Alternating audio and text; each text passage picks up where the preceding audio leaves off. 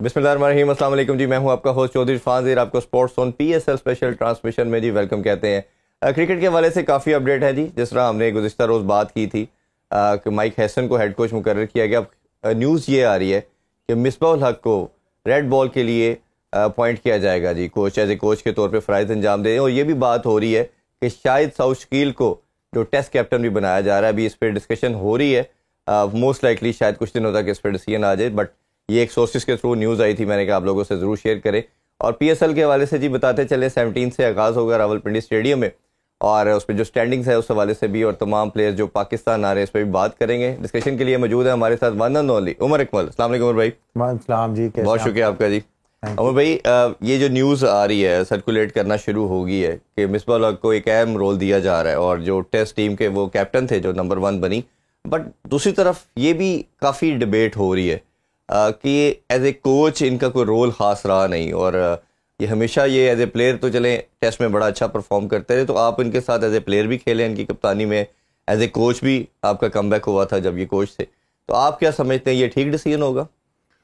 देखिए, as a कप्तान तो मैं इनके अंडर बहुत खेला हूँ, इवन फर्स्ट क्लास क्रिकेट भी बहुत खेला हूँ, और एज ए कोच मैं SNGPL में भी आपके जी मैं खेला हूँ इनके साथ, और सिर्फ 2 मैच खेला हूँ एज ए कोच इनके अंडर, और उसके बाद मुझे पता नहीं मेरी क्रिकेट कहाँ चली गई है।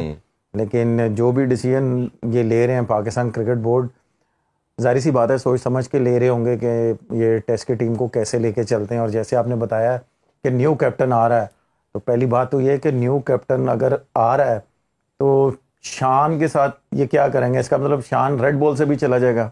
देखिए, जैसे वाइट बॉल से आपको याद होगा इनका जो सेंट्रल कॉन्ट्रैक्ट की जब लिस्ट भी आई थी, तो उसमें भी लिखा था शान को एक तो इन्होंने बी कैटेगरी में रखा था, और ये लिखा था आगे कि सब्जेक्ट टू कैप्टनसी, यानी कि कप्तानी रहेगी आपके पास तो आप सेंट्रल कॉन्ट्रैक्ट का पार्ट रहेंगे, अदरवाइज तो शायद बोर्ड इनको लंबा सोच भी नहीं रहा था। नहीं तो फिर आप ये देखें ना कि आपने एज ए कैप्टन इन पे इतना इन्वेस्ट किया और इसको आपने ग्रूम किया, अब जब उसकी ग्रूम की बारी आई है तो आप इसको एक साइड पे कर रहे हैं। तो मेरा ख्याल है कि ये थोड़ा सा अर्लियर है। आप इसको थोड़ा सा अगर और टाइम दें तो ये बेहतर हो सकता है। 9वें नंबर पे टीम आ गई है, कितना टाइम दे? अच्छा सर देखिए, 9वें नंबर पे वो नहीं एक और मैं चीज आपको देखिए, मैं आपको एक चीज बताता हूँ, 9वें नंबर पे वो नहीं टीम लेके आया।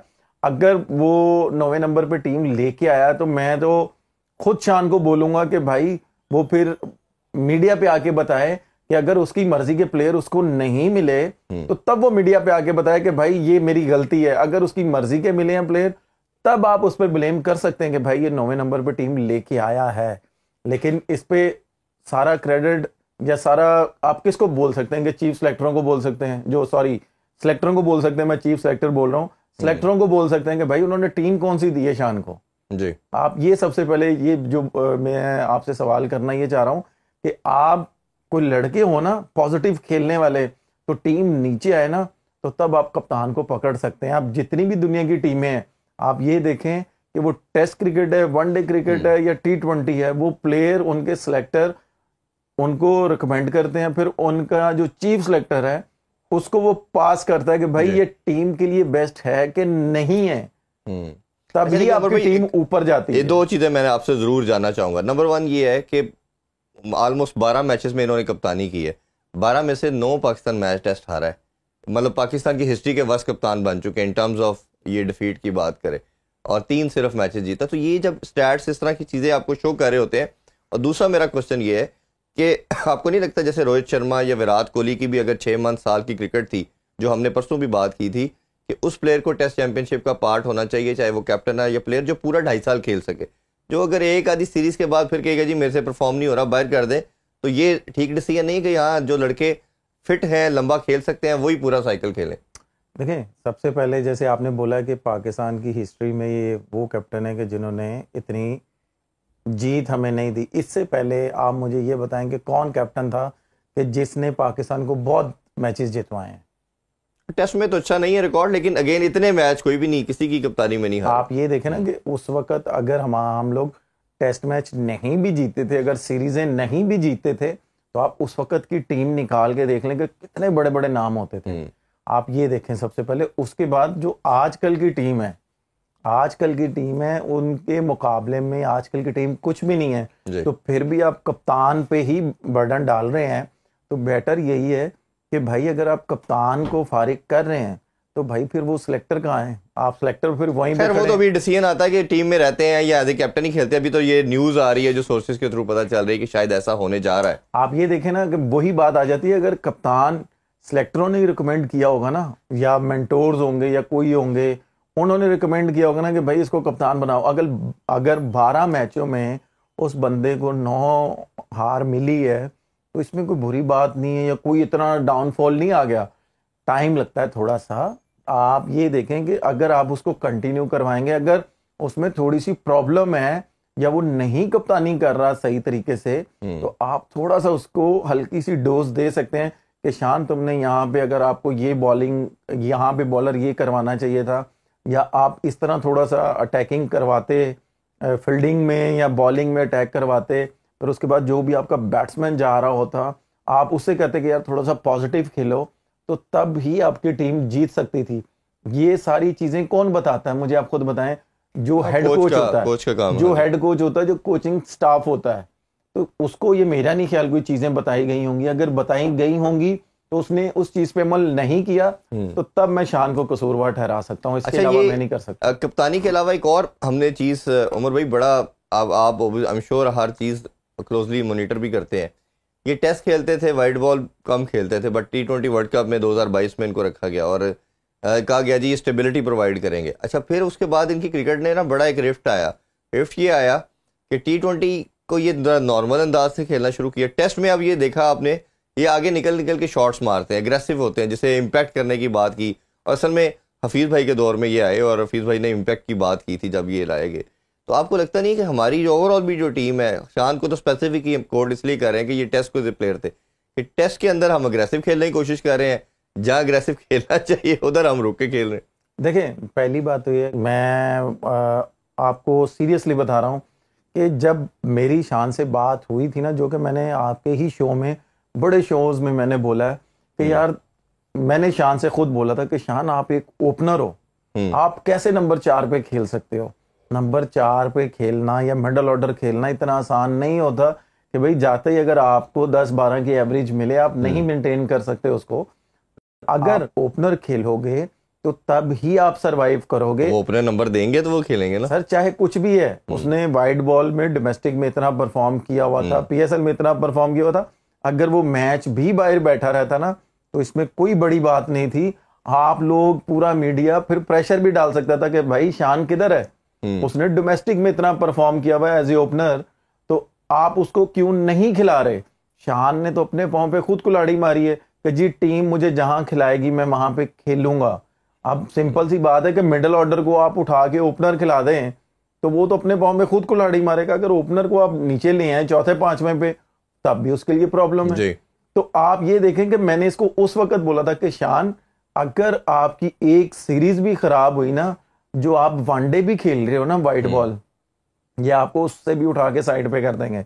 आप ये देखें, एक सीरीज खराब हुई उसकी, T20 तो गए ही गए, वनडे भी गए, साथ में टेस्ट मैच भी गए। एक टाइम था 2 साल पहले ये ODI के वाइस कैप्टन भी अनाउंस हो चुके थे। तो फिर आप ये देखेंगे दोबारा जब ये टेस्ट में आए हैं तो एज ए कैप्टन आए हैं, ठीक है। अब वही बात आ रही है कि भाई हम इसको कप्तानी से हटा रहे हैं। आप कह रहे हैं जी हमारे जो लोग हैं वो बता रहे हैं कि भाई साउशकील, ठीक है, साउशकील एक अच्छा प्लेयर है, लेकिन अब शान के साथ ज्यादती कर रहे हैं ना कि हर दफा शान ही कुर्बानी का बकरा क्यों बने? अगर शान ने ही कुर्बानी का बकरा बनना है तो जो इनके इर्द गिर्द लोग हैं वो किधर हैं? वो तो वहीं पे है, कुर्बानी एक बंदा दे रहा है। हाँ, in terms of hard work बात करें, जो एफर्ट करें, तो शान के हमेशा ये बड़ा रेट किया जाता है। अच्छा, PSL की तरफ भी बढ़ते हैं जी। PSL की डिस्कशन भी हम कोशिश कर रहे हैं कि ओवरऑल क्रिकेट, क्योंकि अभी हमारे पास कुछ मार्जिन है, हम उन पर भी डिस्कशन इसलिए आप लोगों के लिए कर रहे हैं।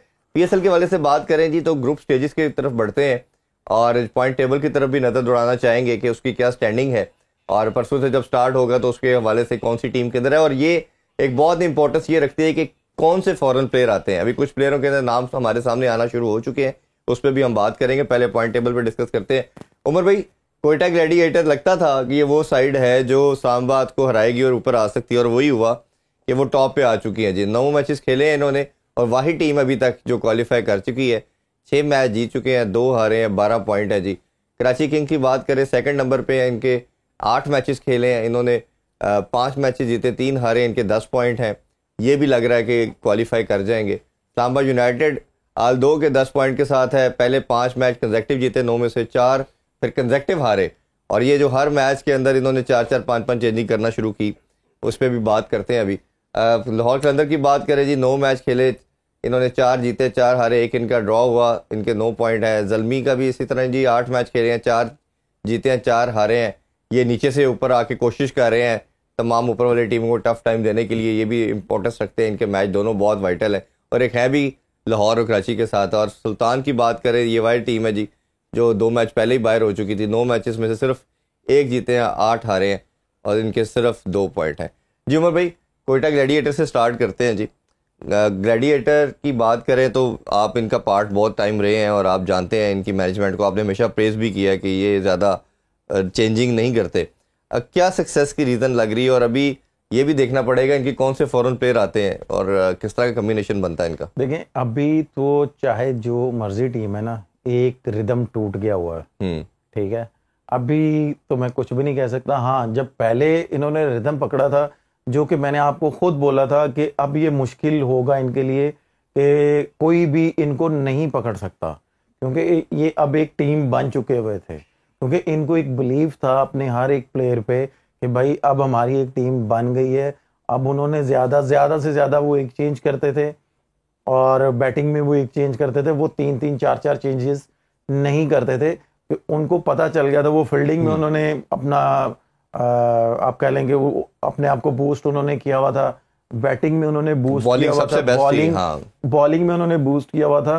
तो ये समझ लें कि अगर ये टूर्नामेंट कंटिन्यू चलता ना, तो जिस तरह की ये टीम बन गई थी ना, तो मेरा ख्याल है कि ये फाइनल खेल सकती थी और फाइनल में भी जीत सकती थी।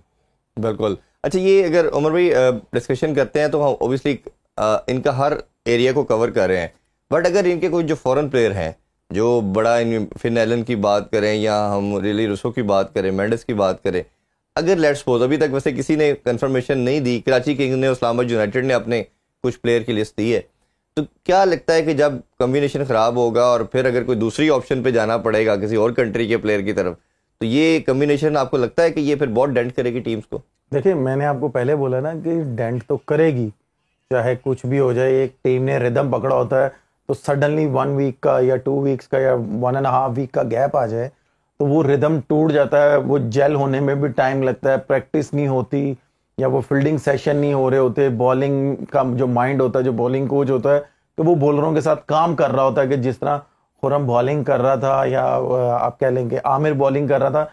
नो डाउट आमिर को इतना टाइम नहीं लगता कि भाई एडजस्ट होने में, आमिर सडनली अपने आप को एडजस्ट कर लेता है कि वो पूरी दुनिया की लीग्स खेल रहा है माशाल्लाह और परफॉर्म भी करता है।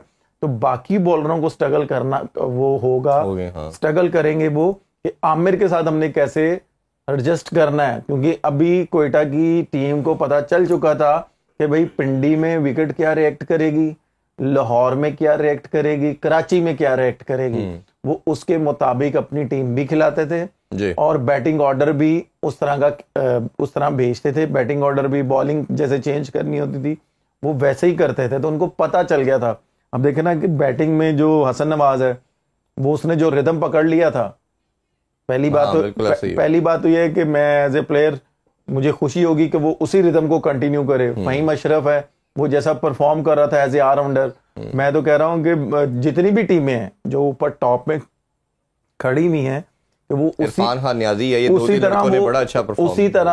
उसी तरह अपने आप को एडजस्ट करें और उसी तरह की प्रैक्टिस करके और वहीं से वो स्टार्ट करें, तो मुझे ज्यादा खुशी होगी। जो कि एज ए क्रिकेटर थोड़ा सा मुश्किल लगता है कि भाई रिदम टूट जाए तो दोबारा रिदम पकड़ना थोड़ा सा टीम जो जेलिन की बात हम करते हैं कि जब आपका एक कोर है 11 लड़कों का, वो जब खेल रहा है और उनमें से कोई 2-3 प्लेयर भी अगर आगे पीछे हो जाते हैं तो बड़ा मुश्किल हो जाता है। आप देखें ना कि जिंदा मिसाल इस्लामाबाद यूनाइटेड की जी, आप ये देखेंगे 5 मैच उन्होंने कंटिन्यूस प्लेइंग 11 जो उन्होंने बनाई थी उसके साथ खेले हैं, ठीक है। उसके बाद अगले 4 मैच उन्होंने हर मैच में 3-3, 4-4, 5-5 भी की उन्होंने, 6 चेंजेस की हुई हैं। तो उसके बाद आप देखें कि एक भी मैच नहीं उन्होंने विन किया। अब तो क्वालिफिकेशन भी उनकी खतरे में है। मैं वही बता रहा हूं ना, ये डिपेंड करता है कि भाई आपने रिदम जब पकड़ती है ना टीम, तो उसको फिर पकड़ना बहुत मुश्किल होता है जी। अच्छा, कराची की बात करें तो उनके लिए बहुत बड़ी बात है कि जी डेविड वार्नर वापस आ गए, और जब कप्तान आपको पता हो इतना स्ट्रॉन्ग आदमी हो, जो दुनिया का सबसे one of the best player वैसे ही माना जाता है एज ए प्लेयर, तो वो जो उनकी परफॉर्मेंस है सब जानते हैं, वो वापस आ गए तो एक ऑटोमेटिकली टीम का मुराल ऊपर हो जाता है कि इतना तगड़ा कप्तान हमारे पास बैठा है, और दूसरा एज ए प्लेयर भी, और तीसरा ये कि बाकी टीमों को भी जो मैसेज जाता है कि डेविड वार्नर इज बैक। तो ये कितना आपको लगता है, और कराची का आपने शुरू में कहा था कि ये आपको एक डार्क हॉर्स नजर आ रहा है कि जो आगे निकलेगा? देखिए, डेविड वार्नर को तो जितना भी अप्रिशिएट करें उतना कम है। वो चाहे जैसी मर्जी क्रिकेट है वो क्रिकेट खेलता है, उसके बाद उसकी पर्सनल एक्टिविटीज़ होती हैं, फैमिली के साथ वो टाइम स्पेंड करता है, दोस्तों के साथ टाइम स्पेंड करता है, क्योंकि मैं भी उसके साथ खेला हुआ हूँ। तो एक कराची के लिए बहुत बड़ी गुड न्यूज़ है कि भाई ये वापस आ रहे हैं, और स्पेशली सलमान भाई को मैं बोलूँगा कि उन्होंने उससे बात की होगी, फोर्स किया होगा, तो इसलिए वो वापस आ रहा है और वो लीड ऑफ द फ्रंट करना चाह रहा है कराची को। जो कि मैंने आपको पहले बोला था कि कराची के जो 2 वीक एरियाज हैं, तो वो अगर फिल हो जाए तो कराची सबसे इस वक्त डेंजरस टीम होगी पीएसएल की। आप ये देखें कि अभी सिर्फ एक ने परफॉर्म किया तो कराची ने कितना बड़ा बूस्ट मारा है। बिल्कुल ऐसे ही।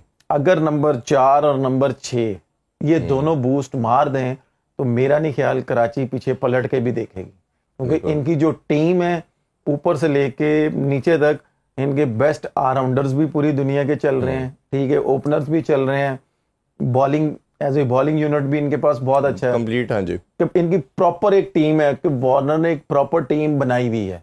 मिडिल ऑर्डर नहीं कर रहा था, बट एक दो मैचेस में खुद अच्छा किया। इरफान खान नियाजी ने मैच जिताया। मैं वही बता रहा हूँ ना कि इरफान ने एक मैच अच्छा खेला, तो देखें कि कितना अच्छा वो मैच निकाल के ले गया।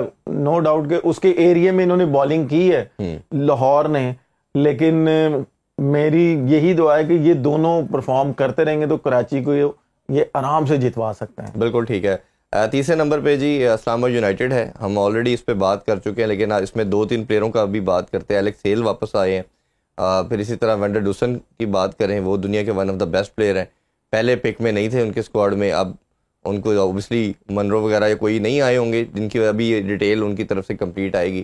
तो ये 2 प्लेयरों को इन्होंने अनाउंस किया कि ये आ जाए, ये पार्ट होंगे इनका। तो इनके साथ ये पहले भी इनकी तरफ से खेलते रहे, इन दोनों की इंक्लूजन कैसे देखते हो, और अब क्या उनको मशवरा देते हैं इस्लामाबाद यूनाइटेड को आप? देखिए, पहली बात तो ये कि एलेक्स हेल पहले क्यों नहीं आए, ठीक है, जाहिर सी बात है कि उन्होंने नहीं पिक किया होगा, अपनी पर्सनल नहीं, इन्होंने जारी बात है पिक नहीं किया उनकी, या तो फिर वही हो सकता है, नहीं या तो उसकी अपनी पर्सनल कमिटमेंट्स होंगी। लेकिन अब वो वापस आए हैं तो इन्होंने इस्लामाबाद के लिए बड़ा अच्छा परफॉर्म किया है। लेकिन मैं अभी एक चीज़ देख रहा था, जो मुझे सबसे अच्छी चीज़ ये लगी कि शादाब को रेस्ट मिला है, शादाब वापस आया और शादाब अपनी प्रैक्टिस कर रहा है जी, समझ रहे हैं। शादाब अगर लीड करेगा तो शादाब को पता है कि भाई मैंने किस प्लेयर को कैसे यूटिलाइज करना है। बात वही आ जाएगी कि भाई या तो फिर सलमान अली आगा खेलेगा तो या हैदर खेलेगा। ये बड़ा मुश्किल सवाल है। ये ब्रेक से वापस आके हम देखते हैं जी कौन खेलेगा, और जरा कप्तानी के वाले से भी शादाब की बात करेंगे और सलमान अली आगा की भी।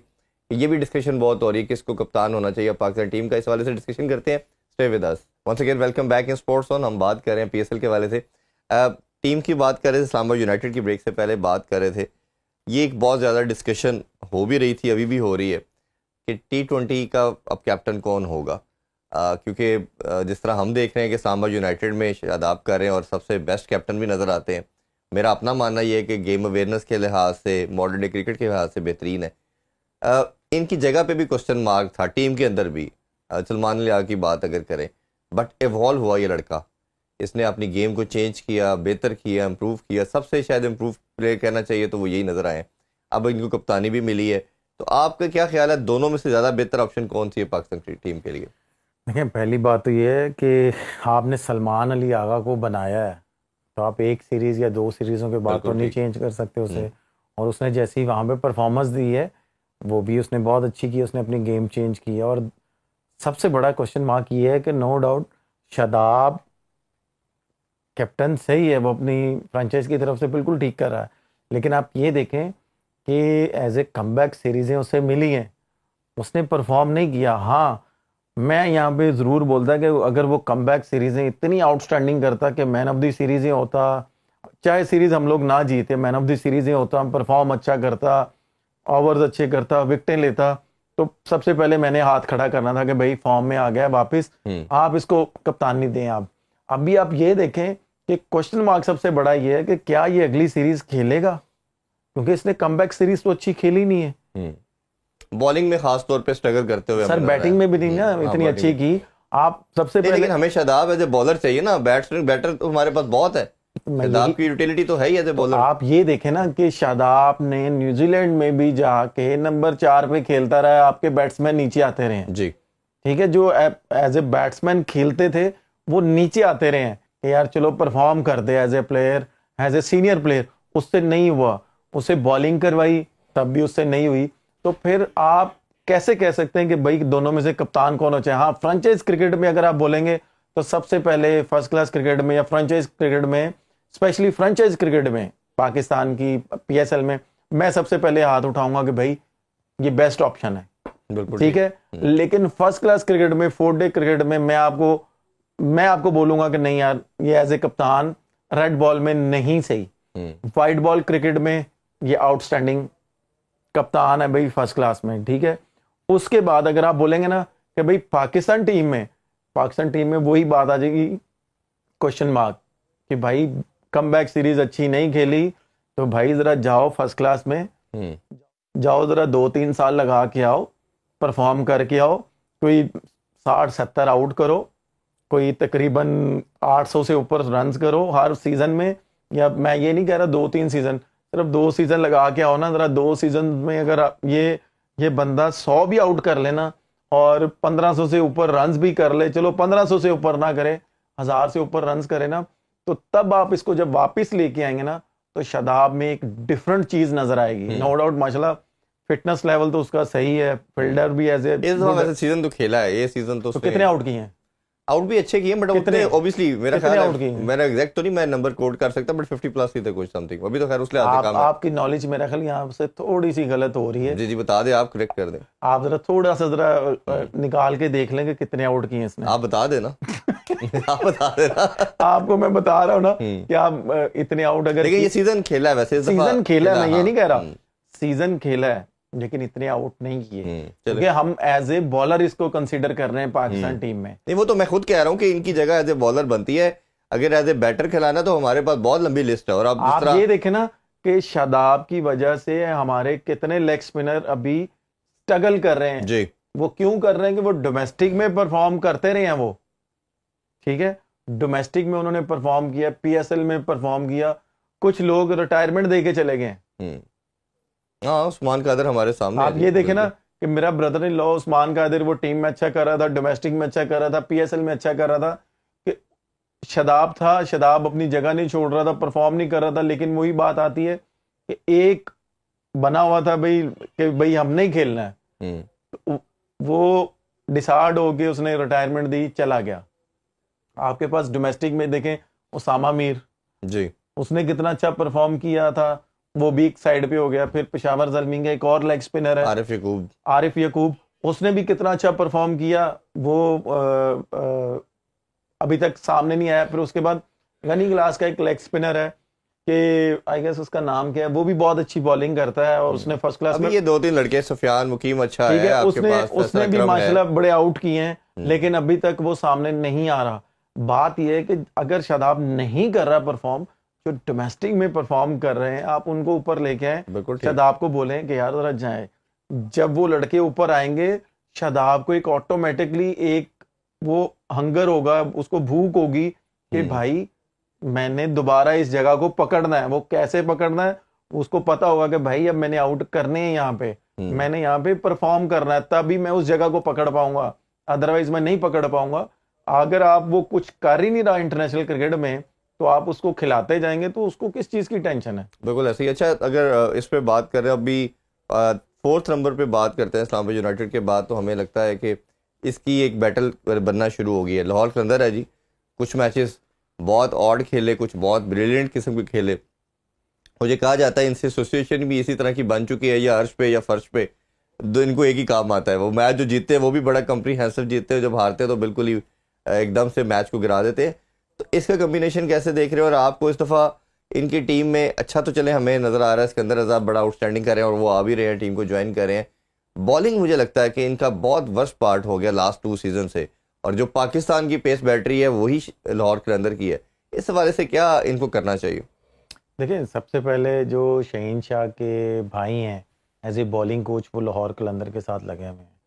उनको बताना चाहिए कि वो खुद एक टेस्ट प्लेयर हैं और उनका जो कोचिंग एक्सपीरियंस है वो उनका अच्छा है। मैं भी उनकी एक लीग में था, वो एज ए बॉलिंग कोच वो लगे हुए थे। तो उनको बताना चाहिए कि ठीक है, वो उसका छोटा भाई है, ठीक है, वो रियाज अफरीदी से बड़ा नाम बन चुका है, लेकिन उनका कोचिंग स्टाफ है वो एज ए बॉलिंग कोच लगे हुए हैं। उनका काम है कि वो शहीन को बताएं, हारिस रऊफ को बताएं कि भाई आप पाकिस्तान के मेन बॉलर हो, पाकिस्तान टीम के मेन बॉलर हो, और इस टाइम लाहौर कलंदर आपके सर पे चल रही है, ठीक है, वो क्यों नहीं आप लोग डिलीवर करें, मेरी समझ से बाहर है। फिर उसके बाद आप, मुझे जो लगता है लाहौर कलंदर का जो थोड़ा सा वीक पॉइंट ये हुआ है कि जो फर्स्ट चेंज पे आता था वो जो आई गेस जमान खान, मुझे नहीं पता कि वो किधर एक मैच खिलाया सिर्फ, वो किधर है। आप ये देखें कि अगर ऊपर से ये दोनों बॉलिंग कर रहे होते थे या फर्स्ट चेंज पे ये आता था तो उसका स्लो वन, उसके यॉर्कर बहुत अच्छे होते थे जी, ठीक है, वो पता नहीं किधर है। दोनों सीजन जो जीते हैं उनके डेथ ओवर ने बड़ा काम किया है। मैं क्योंकि खुद उसके अगेंस्ट खेला हुआ हूं, वो इसलिए मैं बता रहा हूं कि उसके डेथ ओवर बहुत आउटस्टैंडिंग होते थे। अगर 6 रन भी होता था ना, 6 रन भी होते थे एक ओवर में, लास्ट ओवर में, कि भाई 6 रन चाहिए, तो एक होप नजर आती थी एज ए प्लेयर कि यार ये होने नहीं देगा, इसके यॉर्कर बड़े अच्छे हैं, इसकी स्लो वन बड़ी अच्छी है। अगर वो इतने अच्छे नहीं रहे तो भाई उसको बाहर वाली लीगें क्यों बुला के खिलाती हैं?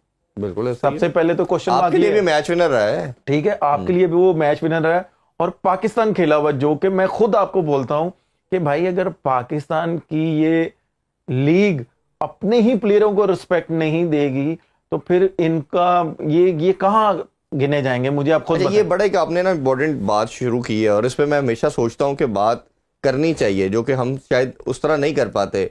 लाहौर के अंदर को अप्रिशिएट किया जाता है जी पीडीपी की वजह से, प्लेयर डेवलपमेंट प्रोग्राम जो लेके आते हैं, बच्चे डेवलप करते हैं। जैसे इनका जो अभी ओपनर लड़का है उसका कहा जा रहा है जी ये 2017 से इसको तैयार कर रहे थे, अब वो रन्स भी कर रहा है ज़बरदस्त है। इसी तरह बाकी हारिस रऊफ से बात करें, शाहीन की बात करें, अब पॉइंट ये है कि जो लड़का टीम में आ गया वो तो 2% या 5% होंगे, और एक दफ़ा आपकी तरफ से वो एज ए मर्जिंग में भी खेल गया, उसके बाद उस लड़के का फ्यूचर क्या है? अगर इनकी हिस्ट्री देखें लाहौर के अंदर की तो 15-20 लड़के ऐसे नज़र आएंगे आपको जो एक दफ़ा खेले या इनकी वजह से टीम में आए, उसके बाद पता ही नहीं हमें, ना वो हमें पाकिस्तानी सर्किट में नज़र आए ना इवन डोमेस्टिक में नज़र आए, तो उसका फिर वाली वारिस कौन बनेगा? देखिए, उसका वाली वारिस चाहे जो भी बने, लेकिन वो अब बात वही आ जाती है जैसे हसन नवाज आई गेस पहले लाहौर कलंदर से खेलता था, ठीक है, उसके बाद कोयटा से खेलने शुरू हो गया।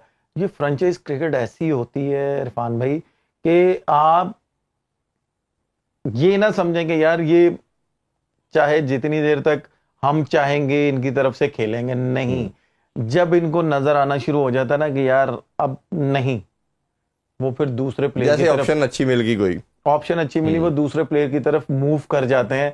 एंड ऑफ द डे वो आपसे स्ट्रेट अवे बोल देते हैं कि यार आई एम रियली सॉरी, आप हमारे प्लान में नहीं थे, इसलिए हमने आपको रिलीज कर दिया या हमने आपको स्विच कर दिया दूसरी टीम के साथ। तो इसीलिए प्लेयर को ये चाहिए कि भाई वो जिस वक्त परफॉर्म कर रहा है, अगर उसको दूसरी फ्रेंचाइज से अच्छी अपॉर्चुनिटी मिल रही है तो वो फिर इस फ्रेंचाइज की तरफ ना देखे, वो फिर मूव करना चाहिए, उसे भी प्रोफेशनल बनना चाहिए, उसको भी प्रोफेशनल बनना चाहिए। एंड ऑफ द डे क्या होगा कि अगर आप 1 या 2 मैच गलत खेलेंगे ना तो आपको पता ही नहीं होगा कि भाई अगले साल मैंने कहां खेलना है। जैसे जिंदा मिसाल है आसिफ अली की जी, कि लाहौर के अंदर से चाहे कुछ भी है, आप ये देखें कि 1-2 बॉल खेलने के लिए वो आता है। हाँ बिल्कुल ऐसे ही किया जा रहा है, और एक मैच ओपन खिला दिया। आप ये देखें ना कि उसकी क्रिकेट तो आपने तबाह कर रहे हैं आप, कि भाई वो दूसरी लीगों में जाके परफॉर्म कर रहा है, यहाँ पे आप उसको 1-2 बॉल दे रहे हैं या ज्यादा से ज्यादा 5-6 बॉल दे रहे हैं। मतलब शाहीन के भी जो बेचारा बाद में आता है। अच्छा, ये नईम के वाले से जानना चाहूंगा, नईम को पहले 5 मैचेस उसका फेलियर गया, बट 2 मैचेस में बहुत शानदार खेला है, और ऑल टुगेदर एक बड़ा पावर हिटर लड़का, बड़ा सॉलिड उसकी हिटिंग है, तो उसको आप कैसे देखते हैं एज ए पावर हिटर के तौर पे, और जिस तरह की शॉट की रेंज है उसकी? देखें, सबसे पहले तो ये है कि पहले उसके 5 मैच खराब हुए, आपने फिर भी उस पर ट्रस्ट किया, आपने उसको कंटिन्यू किया, ठीक है। उसके बाद उसने 2 मैच बहुत आउटस्टैंडिंग खेले, उसने परफॉर्म किया। सबसे खुशी की बात यह है कि लाहौर का समझ लें कि वो ऊपर से बेस्ट प्लेयर बन गया, जो कि आप और मैं बात कर रहे थे कि भाई फ़खर ये बोले कि भाई इनका साहब का टारगेट मैं हूँ, तुमने यूटिलाइज करना है अपने आप को। आप ये देखें कि जिस मैच में इसने 2 मैचों में परफॉर्म किया है, तो फ़खर क्रीज पर है, दूसरे एंड पे उसने सुकून किया है जी। जब ये आउट है उसके बाद फ़खर ने अपने आप पे लिया मैच और फिर फ़खर शुरू हुआ है, ठीक है। अब बात वही आ जाती है कि हर प्लेयर का रिदम टूटा हुआ है। हाँ, वो सारा मोमेंटम जो था, सारा जो मोमेंटम था ना वो टूटा हुआ है। दोबारा जब ये आएंगे, विकेटें क्या रिएक्ट करेंगी, क्योंकि बीच में आपको पता है बारिशें भी हुई हैं जी। और आप ये कह रहे हैं कि जो हमारे क्रिएटर थे वो भी थोड़े से रिलैक्स हुए कि नहीं भाई अब नहीं हो सकते मैचेस, लेकिन वो दोबारा उनको मुसीबत पड़ी है। और एज ए प्रोफेशनल क्रिएटर जो हमारे हैं पाकिस्तान के, उनको पता है कि भाई हमने विकेटें कैसी तैयार करनी है, तो मेरी बेस्ट विशेस उनके साथ हैं कि वो उस तरह की विकेटें तैयार करें जो हम चाहते हैं। अच्छा, तो ये लास्ट क्योंकि टाइम की किल्लत है तो कोशिश करते हैं लास्ट टीम के वाले से बात कर लें। जितना ही शुरू हुए हैं, 4 मैचेस आप जीत के 8 नंबर पे हैं, they are in contention. 2 matches हैं, दोनों इंपॉर्टेंट है, एक लाहौर और एक इनका कराची के साथ है। दोनों जीतते हैं तो ये क्वालिफाई कर सकते हैं। इनको एज ए टीम में शेप अप कैसे देखते हैं? और बाबर भी सुना आ रहा था कि फिट नहीं है, बट कल की न्यूज़ ये है कि फिट हो चुके हैं, प्रैक्टिस कर रहे हैं, वो भी प्रॉब्ली टीम को ज्वाइन करेंगे। तो इस टीम का क्या देखते हैं कि आपको लगता है क्वालिफाई कर पाएगी? देखिए, क्वालिफाई करना ना करना ये तो बात की बात है। ये जो मुल्तान का और पेशावर का आखिरी मैच हुआ है, हमने भी बहुत ज़्यादा क्रिकेट इस पे बहुत क्रिटिसाइज हो गया। देखिए, क्रिटिसाइज हुआ है, हमने भी बहुत ज़्यादा क्रिकेट खेली हुई है, देखी हुई है और खेलते भी हैं। सबसे पहले तो ये क्वेश्चन मार्क है ना कि इतनी ज़्यादा चेंजेस और सब कुछ सही चल रहा है और ठा करके क्लैप्स होना, ये समझ में नहीं आ रहा। ये तो काफ़ी हमारे पाकिस्तानी एक्स क्रिकेटर ने भी कहा है कि ये मैच सपोर्ट किया गया, फेवर किया गया। नहीं तो अगर फेवर किया गया तो फिर वो पाकिस्तान के सामने लेके आए। मीडिया से मैं रिक्वेस्ट करता हूं कि भाई वो फिर सामने लेके आए। जो गलत है तो फिर उसको गलत कहें ना। किसी की इंटेंशन को कैसे चेक करेंगे कि फेवर हुआ या नहीं हुआ? ये सब कुछ पता होता है हर एक इंसान को। अगर किसी को ना पता हो ना तो तब ही पता चलता है। आपको भी पता है, मुझे भी पता है, देखने वालों को भी पता है, और जो हमारे एक्स प्लेयर हैं या हमारे लेजेंड हैं उनको भी पता है। ये तो मेरा ख्याल है पीसीबी भी ये चाहेगा कि उसमें ज़रूर इंक्वायरी होनी चाहिए कि अगर इतना जो सारे ये क्रिकेटर्स बात कर रहे हैं कि वो match cricketing point of view से नहीं। उमर भाई, बहुत शुक्रिया आपके टाइम का। इंशाल्लाह कल दोबारा आप लोगों से मुलाकात करते हैं। अपना बहुत ख्याल रखें जी। अल्लाह हाफिज़। पाकिस्तान जिंदाबाद।